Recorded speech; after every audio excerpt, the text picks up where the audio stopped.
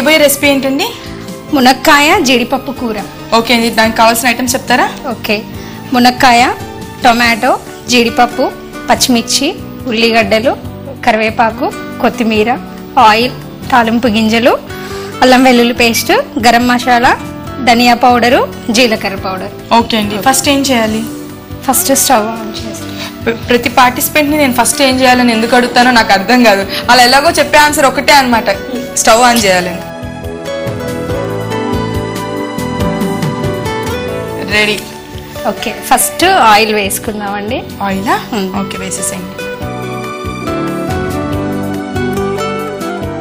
జీడిపప్పు వేయించుకొని పక్కన పెట్టేసుకోవాలి. ఓకే.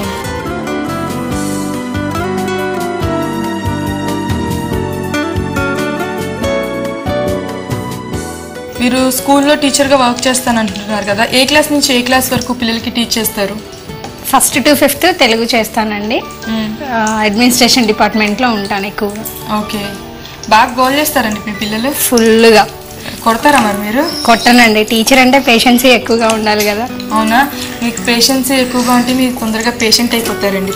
లేదండి, వాళ్ళు చేసే అల్లరి మేము భరిస్తూనే ఉంటాం. హ్యాపీగా అనిపిస్తుందా మీకు? చాలా.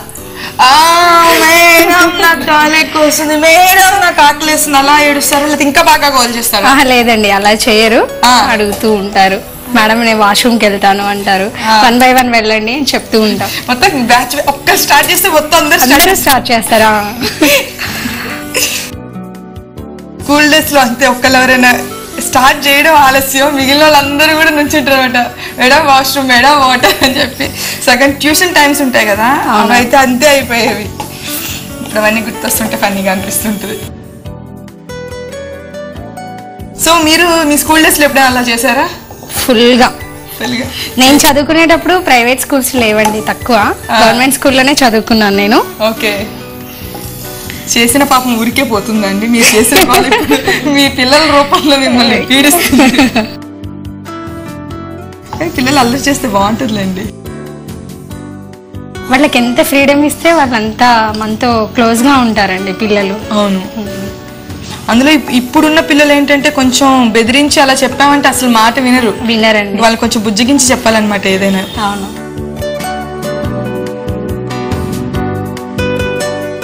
ఓకే అండి, నెక్స్ట్ దానిలోనే తాలింపు గింజలు వేస్తున్నాను. ఓకే,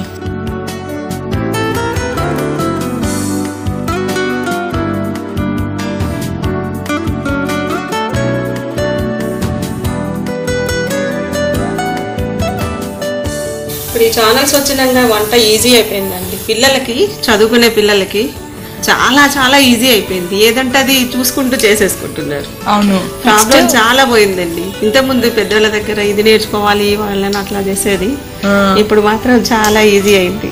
ఓకే, నెక్స్ట్ పచ్చిమిర్చి అండి. నెక్స్ట్ ఆనియన్స్ కూడా వీటితో పాటు వేసేస్తున్నాను. వేసేయచ్చండి.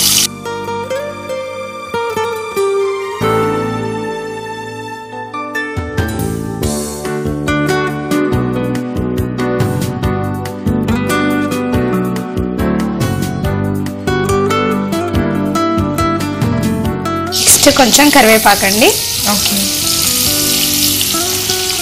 నెక్స్ట్ పుదీనా. పుదీనా కూడా వేస్తున్నాను. పుదీనా కూడా తాలింపులోనే వేస్తున్నాను. ఓకే,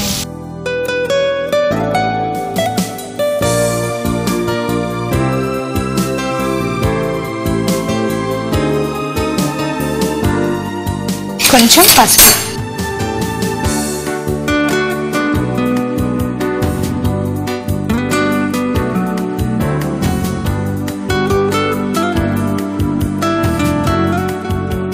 ఇప్పుడు అప్పుడు పిల్లల చదువుకి ఇప్పుడు పిల్లల చదువుకి డిఫరెన్సెస్ ఏంటంటే, మనం చదువుకునేటప్పుడు రోజుల్లో దానికి ఇప్పుడు చదువుకునే పిల్లలకి డిఫరెన్సెస్ ఏంటి వాళ్ళ ఎడ్యుకేషన్ సిస్టంలో?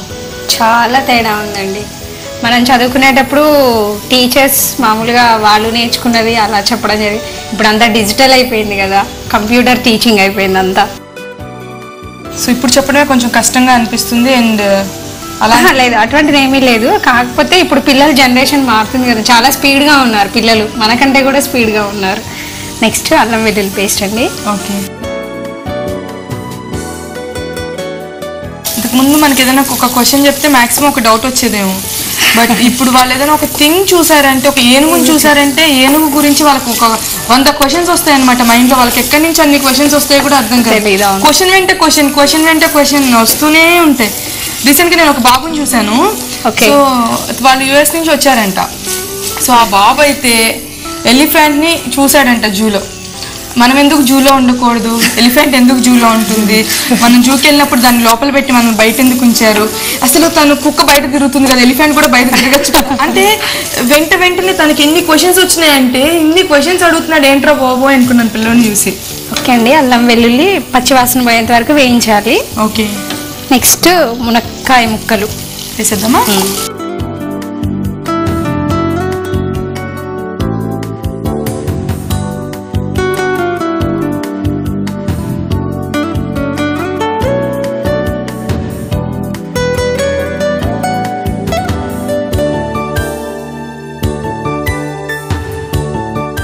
Next tomato.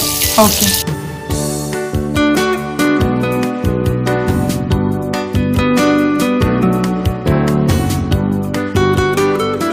ములక్కాయలు పైన అంతా తీసేస్తాం కదండి, తొందరగా ఉడికిపోతాయా.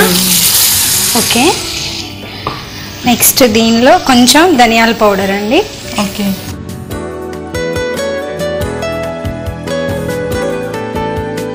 కొంచెం జీలకర్ర పొడి,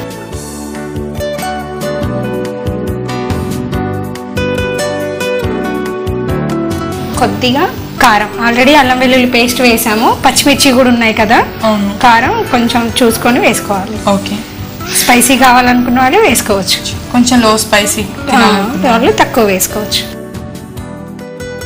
లాస్ట్గా కొంచెం సాల్ట్, టేస్ట్కి సరిపడినంత సాల్ట్.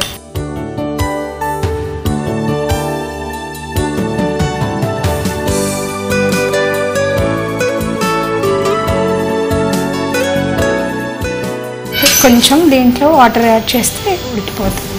ఓకే, కొంచెం పోయమంటారా? పోసేయండి కొద్దిగా.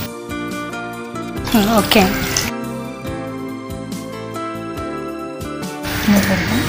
ఓకే, మూత పెట్టేస్తే ఒక 5 minutes ఉడికిపోతుంది. ఓకే,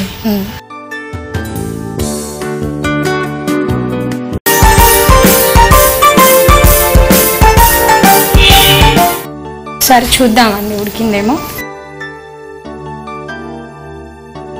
2 minutes అయితే అయిపోతుంది. 2 minutes పడుతుందా? ఓకే, మూత పెట్టేసేనా? పెట్టేసేయండి. ఓకే, అయిపోయింది. ఓకే, స్టవ్ ఆఫ్ చేసేనా? లేదు, ఒక 1 minute. అయిపోయింది అనగానే స్టవ్ ఆఫ్ చేయాలి అనుకుంటున్నాను.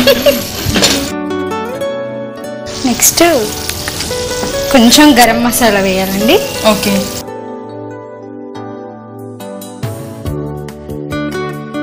ఫైనల్గా కొత్తిమీర. ఓకే,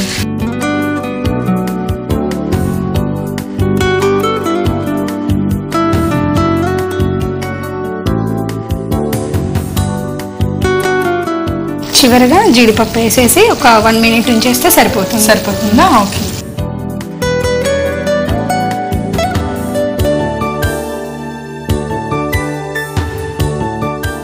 ములక్కాయలు కూడా చాలా ఫ్రెష్గా ఉన్నాయి.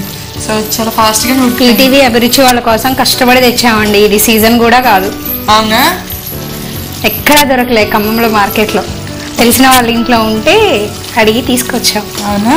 ఓకే, మా మీద మీకున్న ప్రేమను చూస్తుంటే ములక్కాడ కూర అంతా నాకే తినేయాలనిపిస్తుంది.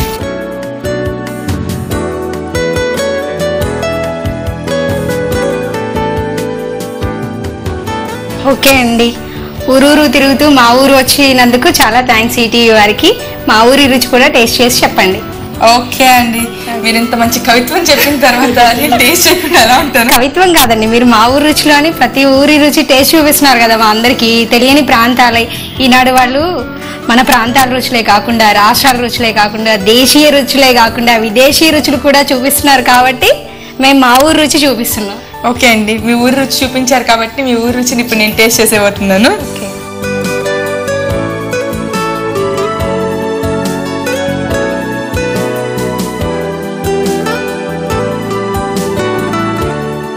చాలా టేస్టీగా ఉంది. గ్రేవీ చాలా టేస్టీగా అనిపిస్తుంది.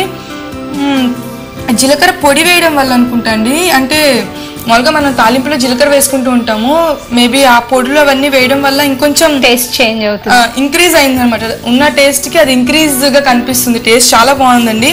మీ ఊరి రుచి మాకు బాగా నచ్చేసిందండి. Thank you so much. Thank you so much అండి. అంటే మొలక టమాటా కాజు చాలా మందికి తెలిసిన రెసిపీనే, కానీ ఈ జీరా పౌడర్, ధనియా పౌడర్ ఇవన్నీ వేయడం వల్ల ఏంటంటే రెగ్యులర్ గా అయితే టేస్ట్ లేదు, చాలా డిఫరెంట్ గా ఉంది అండ్ టేస్టీగా కూడా ఉంది. మీరు కూడా ఇంట్లో ట్రై చేసేయండి, మీకు కూడా నచ్చేస్తాయి. Thank you so much Renuka గారు. Thank you.